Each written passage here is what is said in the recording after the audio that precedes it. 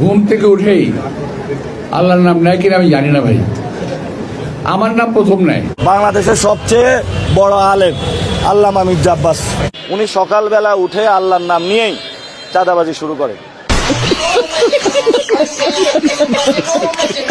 শুধু মির্জা আব্বাস মির্জা আব্বাস মির্জা আব্বাস, একটা তসবি দিয়ে দিতে বলো হাতের সামনে, তসবি চলবে আমার নামে। আল্লামা মির্জা আব্বাস ঢাকা হাটে চাঁদাবাজি করে, সন্ত্রাসী করে, দুর্নীতি করে এবং এই যে গণপূর্ত মন্ত্রণালয়ে টেন্ডারবাজি করে এবং সে দুর্নীতি করেছে।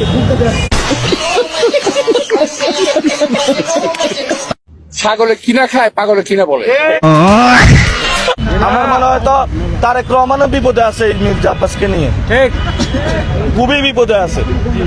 এই জন্য বলবো বিএনপিও মুক্তি পাইলো মির্জা আব্বাস থেকে, তারেক রহমানও পাইলো, ঢাকা আসনের বাসিন্দারাও পাইলো। এটা আমি মনে করি যে আল্লাহ তাআলা আমার একটা পরীক্ষা নিচ্ছেন, এবং আমি চাই যে আল্লাহ তাআলা যারা ভাই ধৈর্য ধরা পরীক্ষাটা ইলেকশন মতো রাখেন। अभी मैं गाली नहीं दे सकता।